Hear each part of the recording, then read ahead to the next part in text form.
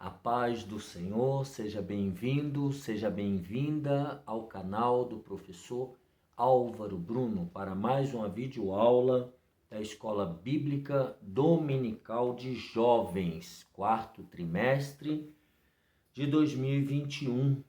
Nós estamos estudando escatologia.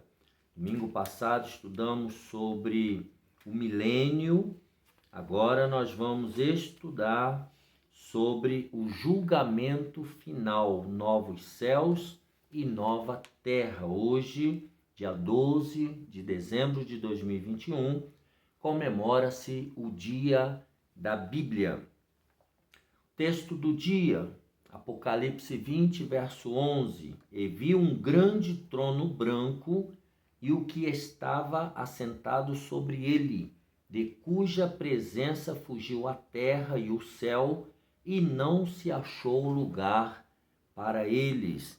Aproveitando, eu quero te pedir que já deixe aqui embaixo o seu gostei, se inscreva no canal se ainda não é inscrito e incentive milhares de pessoas a se inscreverem no canal do professor Álvaro Bruno para juntos levarmos a palavra de Deus aos quatro cantos da terra.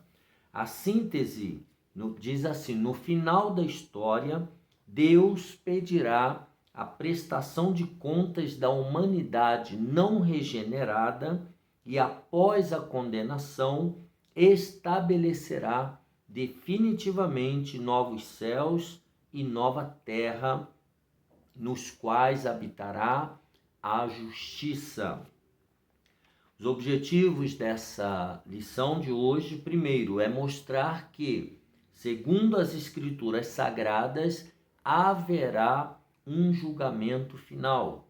Segundo objetivo, explicar que haverá novos céus e nova terra. E terceiro objetivo, mostrar que a alma é imortal e que a vida não cessa. O texto bíblico que nós vamos ler se encontra em Apocalipse 20, do versículo 11 ao 15, capítulo 21, do versículo 1 ao 3. E diz assim: E vi um grande trono branco e o que estava assentado sobre ele, de cuja presença fugiu a terra e o céu, e não se achou lugar para eles. E vi os mortos, grandes e pequenos, que estavam diante do trono, e abriram-se os livros. E abriu-se outro livro, que é o da vida, e os mortos foram julgados pelas coisas que estavam escritas nos livros, segundo as suas obras. E deu o mar os mortos que nele havia, e a morte e o inferno deram os mortos que neles havia, e foram julgados cada um segundo as suas obras. E a morte e o inferno foram lançados no lago de fogo. Esta é a segunda morte. E aquele que não foi achado escrito no livro da vida foi lançado no lago de fogo. E vi um novo céu e uma nova terra, porque já o primeiro céu e a primeira terra passaram e o mar já não existe. E eu, João, vi a cidade santa, a santa cidade, a nova Jerusalém, que de Deus descia do céu, adereçada como uma esposa ataviada para o seu marido. E ouvi uma grande voz do céu que dizia: Eis aqui o tabernáculo de Deus com os homens, pois com eles habitará, e eles serão o seu povo, e o mesmo Deus estará com eles, e será o seu Deus. Então, nós temos aqui um texto, e na introdução nós lemos que as Escrituras revelam que Deus separou um dia para julgar a Satanás e a todos os ímpios que rejeitaram a mensagem da salvação. O julgamento final será presidido por Jesus Cristo, a quem o Pai outorgou todo o poder para julgar e estabelecer a justiça. Vejamos isso em Atos 17:31. Abra aí, por gentileza, sua Bíblia de Estudo Pentecostal comigo e vamos começar a ler. Atos 17:31 diz: porquanto tem determinado um dia em que com justiça há de julgar o mundo, por meio do varão que destinou, e disso deu certeza a todos, ressuscitando-o dos mortos. E aqui ele está falando de Jesus de Nazaré. Então, após o fim do milênio, Satanás será solto de sua prisão para enganar muitas pessoas. Se você perdeu a aula anterior, clique aqui embaixo na playlist, assista para você entender o milênio. Senão você vai ficar perdidinho aqui nessa aula, por favor. Será solto então Satanás para enganar muitas pessoas e as conduzirá a marchar para destruir Jerusalém. Nós vimos isso no finalzinho da lição passada. Contudo, o Senhor fará descer fogo do céu, destruindo os exércitos inimigos, derrotando a Satanás e estabelecendo o juízo. Em seguida, logo depois desse ato, todos os mortos, grandes e pequenos, deverão comparecer perante o grande trono branco, onde o Senhor Jesus estará assentado para julgá-los conforme as suas obras encontradas nos registros divinos, nos livros celestiais.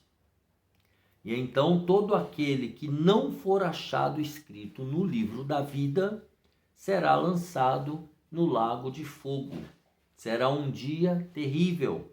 Findados os juízos de Deus, os redimidos do Senhor o servirão com alegria por toda a eternidade. Então, essa aí é a sequência dos fatos, e é isso que nós vamos meditar agora. Primeiro, o julgamento final. O presidente do tribunal, vamos ver quem será. O Pai outorgou ao Filho todo o juízo, a fim de que ele tivesse todas as credenciais necessárias para presidir o tribunal de Cristo. Vejamos isso em 2 aos Coríntios, capítulo 5, e o versículo de número 10. 2 aos Coríntios, capítulo 5, versículo 10. Porque todos devemos comparecer ante o tribunal de Cristo, para que cada um receba segundo o que tiver feito por meio do corpo, ou bem ou mal.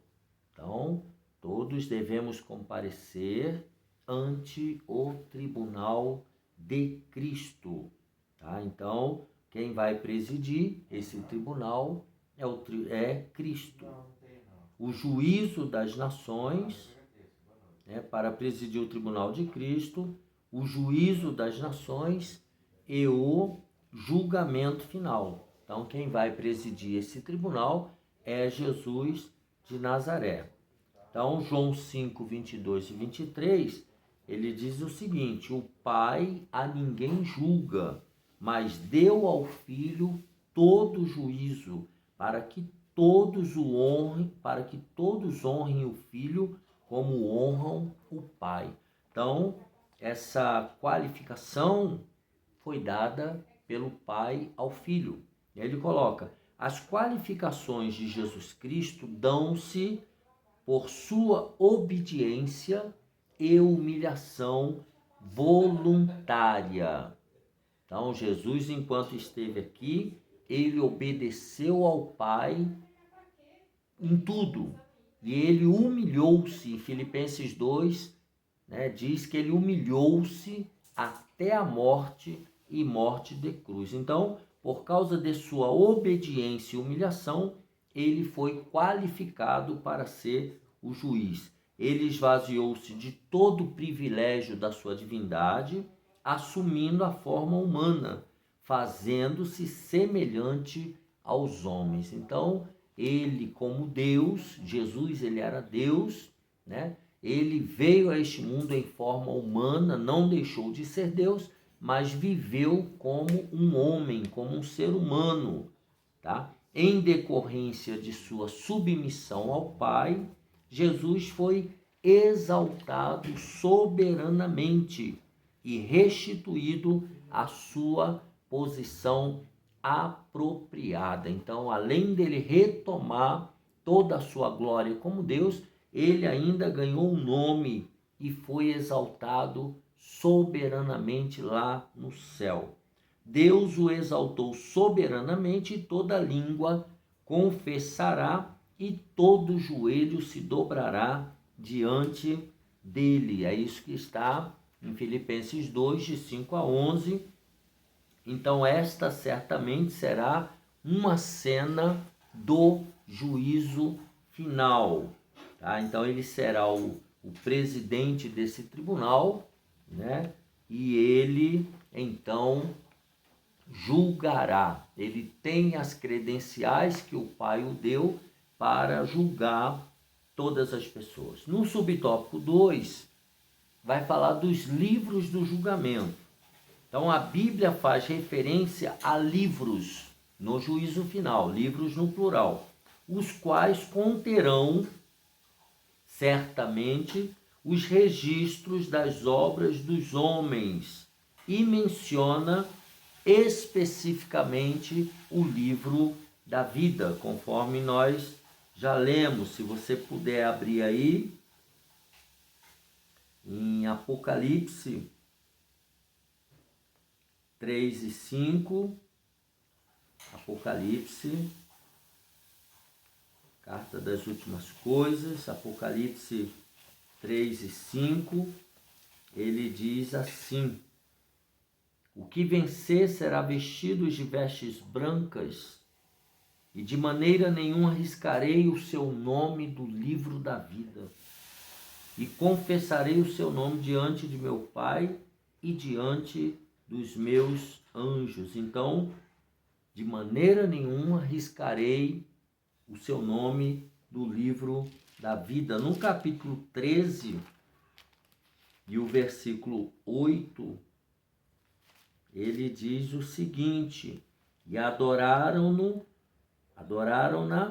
todos os que habitam sobre a terra, e esses cujos nomes não estão escritos no livro da vida do Cordeiro, que foi morto desde a fundação do mundo. Então veja, esse livro da vida, ele é um livro específico, né? Dentre todos os livros, ele é citado mais especificamente. No capítulo 17, verso 8, se você estiver com a Bíblia de Estudo Pentecostal aberta, melhor Bíblia do Brasil, está escrito assim: a besta que vi foi e já não é, e há de subir do abismo, e irá à perdição. E os que habitam na terra, cujos nomes não estão escritos no livro da vida, desde a fundação do mundo, se admirarão vendo a besta que era e já não é, mas que virá. Então veja aqui o livro da vida. Então, o Espírito Santo nos Salmos revela também a existência de um livro de Deus, onde estariam escritos as condutas dos homens. Da mesma maneira, o profeta Daniel, assim como João, viu no juízo final livros sendo abertos.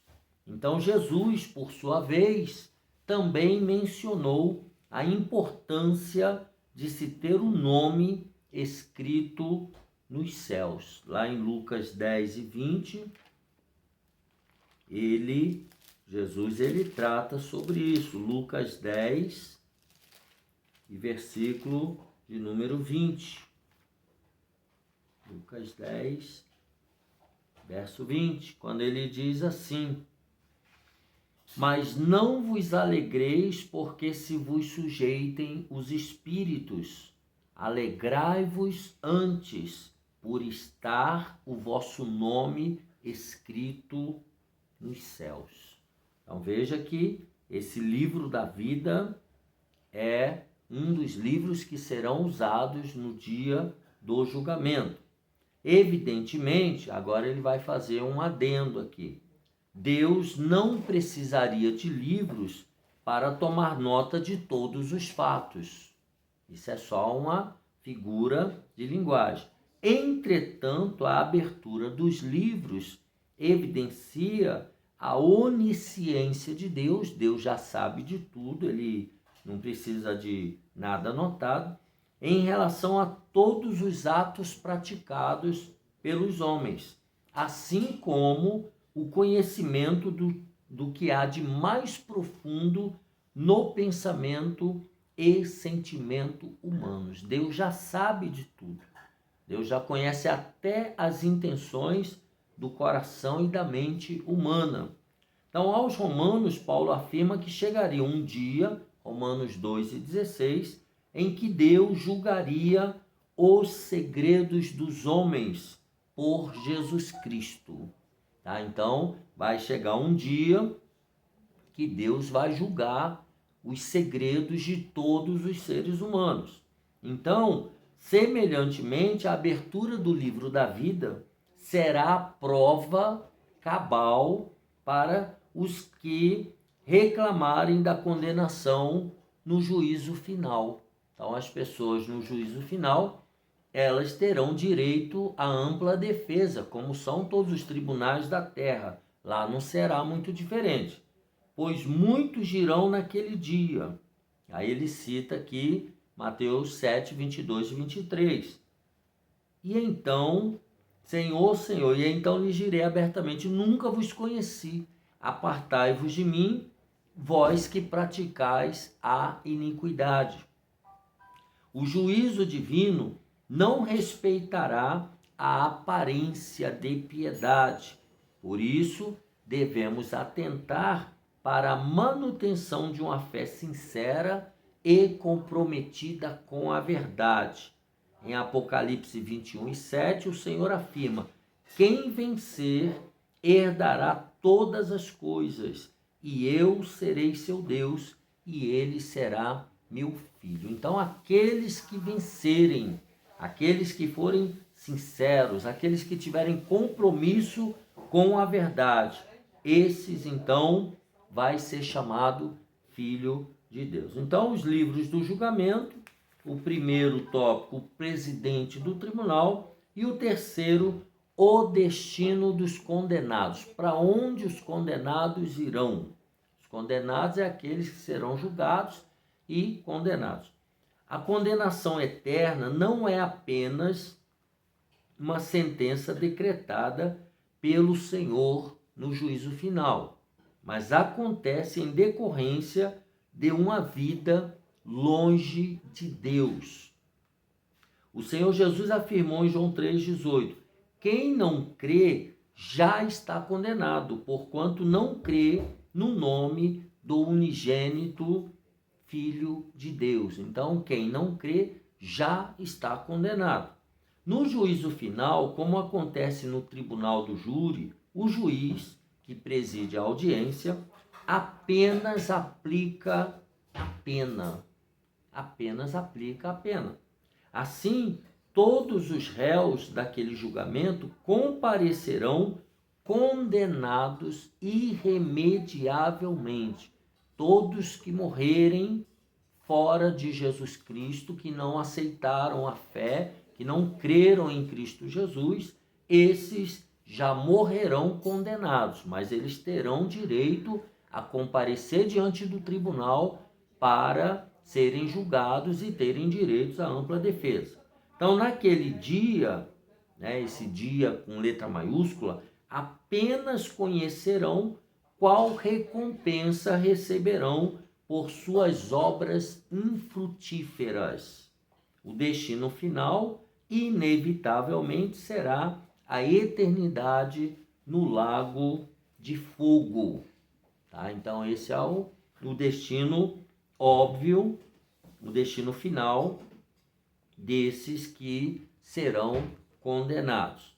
Então, é bom ressaltar, o comentarista diz aqui, que esse lugar de tormento não foi feito para os homens, e sim, conforme Jesus falou em Mateus 25, 41, esse lugar foi preparado para o diabo e os seus anjos caídos.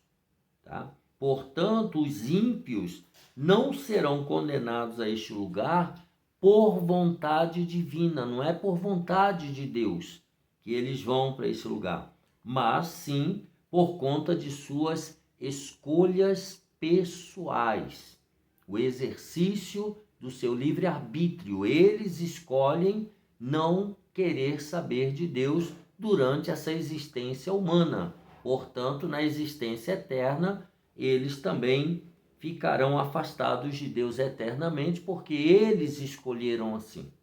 Afinal de contas, o Criador não tem prazer na morte do ímpio, mas que todos se convertam e vivam, ou seja, e vivam eternamente, conforme Ezequiel 33:11. Então pense, por qual razão o mundo, diante de tantas verdades estarrecedoras quanto à eternidade sem Deus, não se converte de uma vez por todas? Por que as pessoas não recebem a Cristo como seu Salvador, mesmo diante de verdades e fatos contundentes?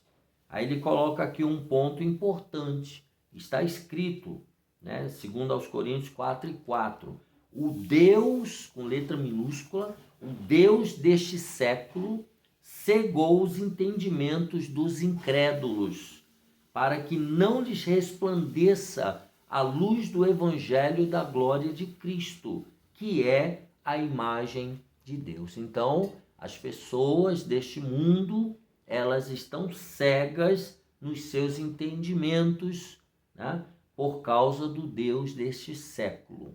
Então, a igreja, eu e você, nós temos uma grande responsabilidade, não só de pregar o evangelho, mas para orar, para que o Espírito Santo abra o entendimento dos incrédulos, dos ímpios, das pessoas que não conseguem olhar para Jesus como Senhor e Salvador de suas vidas.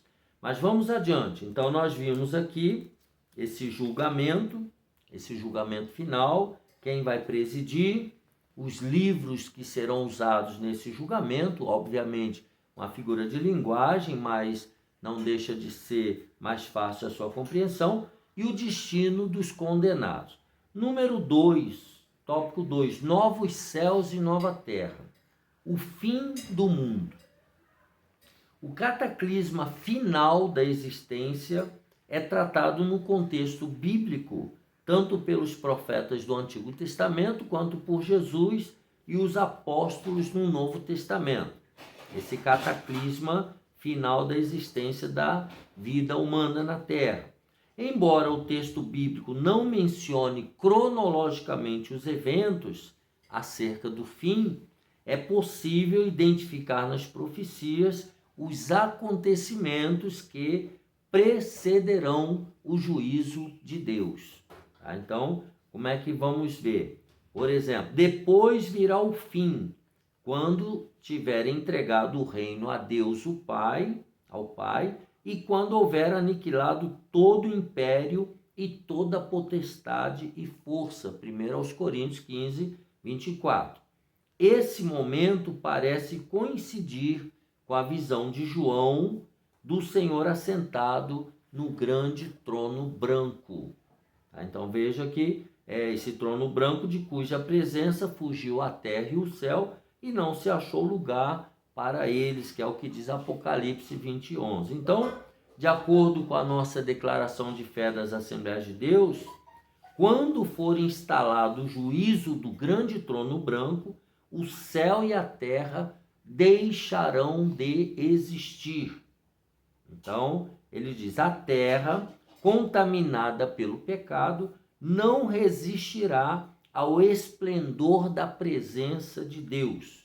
O universo físico não se susterá diante da pureza, santidade e glória daquele que está assentado sobre o trono.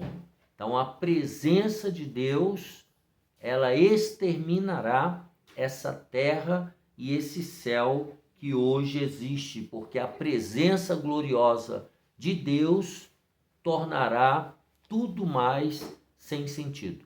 Tá? Vai destruir, o céu e a terra, do jeito que está, não vai suportar a presença do nosso Deus.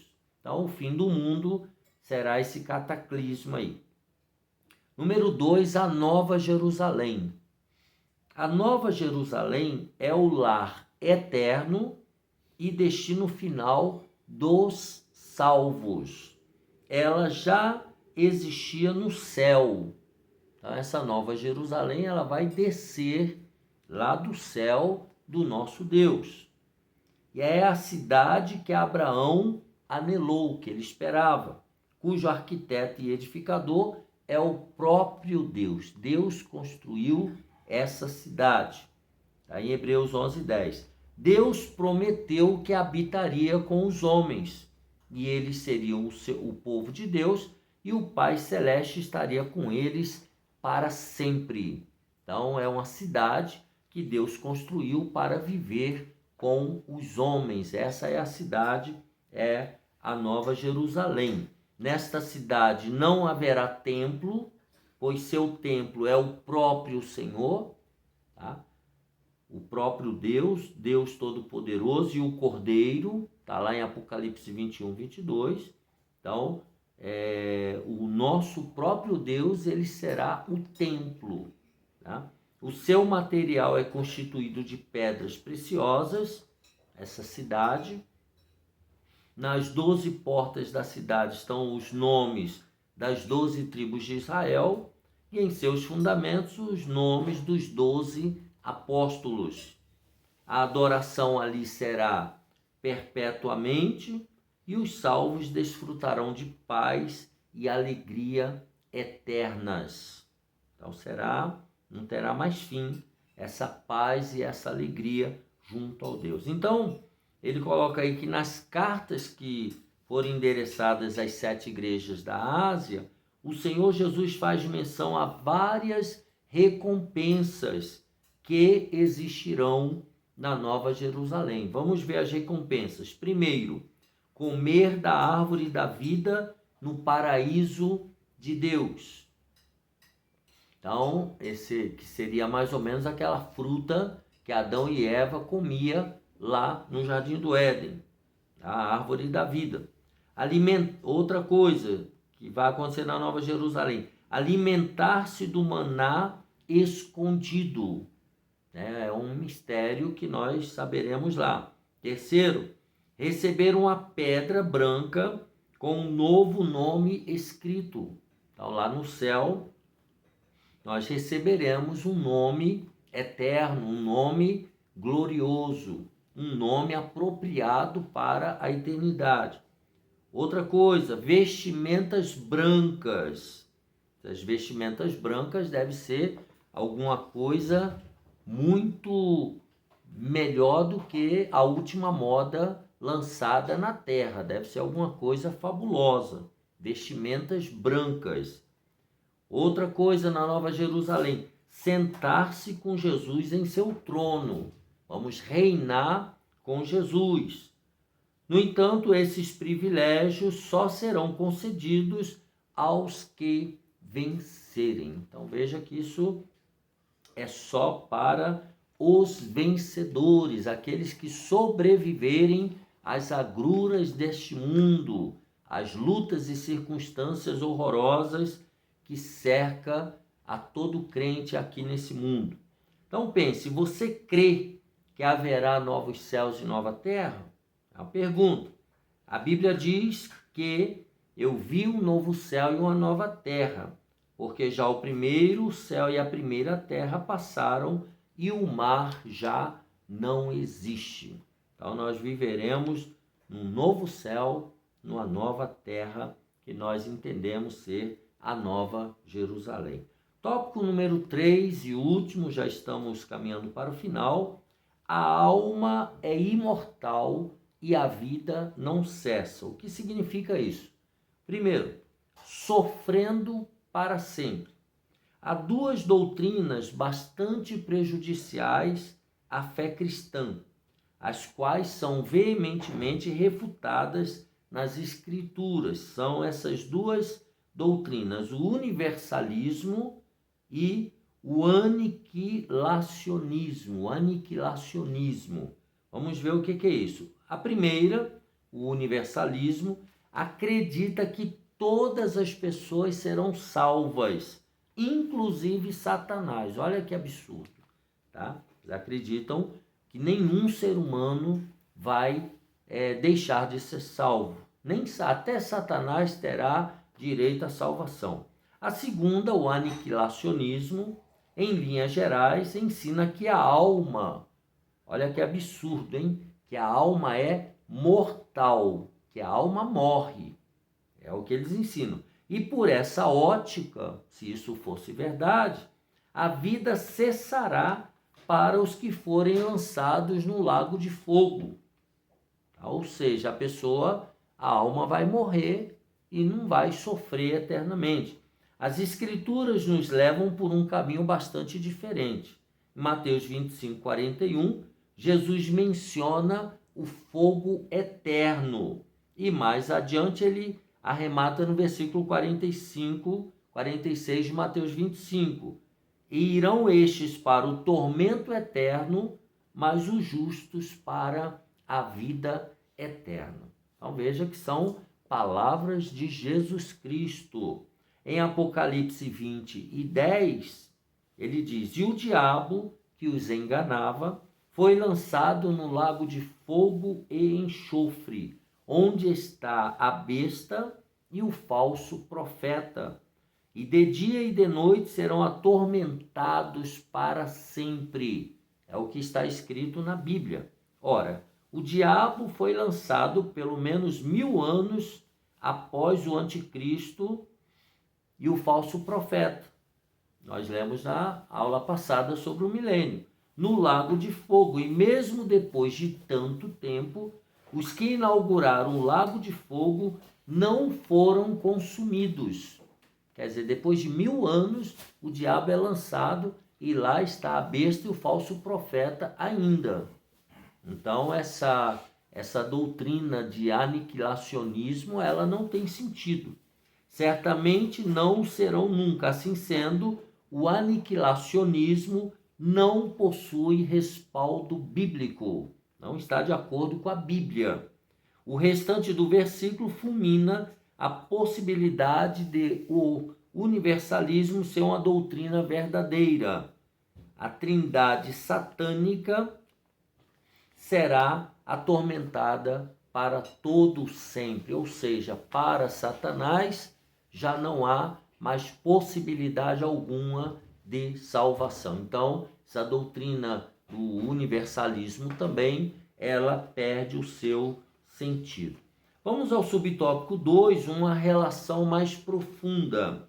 Uma promessa maravilhosa nas Escrituras está em 1 João 3 e 2, que eu passo a ler. Sabemos que quando ele se manifestar, seremos semelhantes a ele, porque assim como é, o veremos. Nós seremos iguais a Jesus de Nazaré. Agora, na ilha de Pátimo, João recebe a confirmação: e verão o seu rosto, e nas suas testas estará o seu nome. Apocalipse 22 e 4. Tá? Então, essa primeira expressão diz respeito à possibilidade de uma adoração ilimitada, cheia de alegria. pois ao vermos a face do Senhor Jesus, desfrutaremos do impacto total de sua glória. Anelo não atendido a Moisés em vida, o qual somente teve um lampejo dessa glória no Monte da Transfiguração. Então Moisés, para quem não lembra, ele pediu a Deus que queria ver a sua face. Deus falou: não, você não pode ver a minha glória, senão você morre.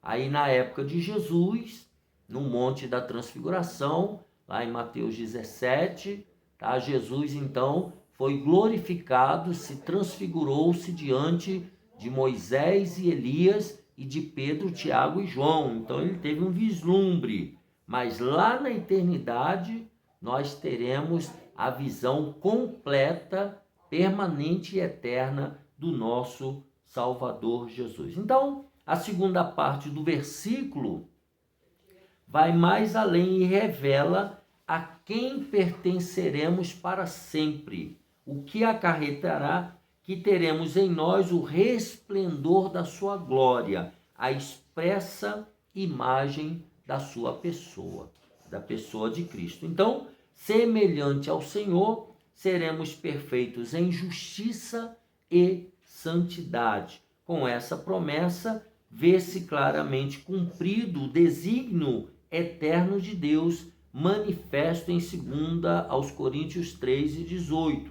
A vida nunca cessará, seja no céu ou no lago de fogo, onde o bicho não morre e o fogo não apaga. Isso é o que Jesus falou em Marcos 9, 44, 46 e 48. Então pensemos, como seremos conhecidos na eternidade? Como é que nós vamos ser conhecidos na eternidade? E aí ele responde no ponto importante. Está escrito: sabemos que ele, quando se manifestar, seremos semelhantes a ele, porque assim como é, o veremos. 1 João, capítulo 3, versículo 2. Então nós seremos semelhantes ao nosso Senhor e Salvador Jesus Cristo, o nosso Deus. Que Deus te abençoe e te guarde. Assim nós concluímos a aula de número 11, o julgamento final, novos céus e nova terra. Deus abençoe esse dia da Bíblia, que ele continue sendo comemorado na nossa nação, tá? Que você tenha uma boa aula com seu professor, com seus alunos. Não esqueça de incentivar um grande número de pessoas a se inscreverem no canal do professor Álvaro Bruno, para que elas também recebam essas videoaulas, os vídeos, elas aprendam a palavra de Deus. Vamos encher os 4 cantos da terra com a palavra de Deus através do canal do professor Álvaro Bruno. Você é o meu convidado para essa tão maravilhosa tarefa. Um abraço apertado, deixa aqui embaixo o seu gostei e até a próxima aula, se Deus quiser.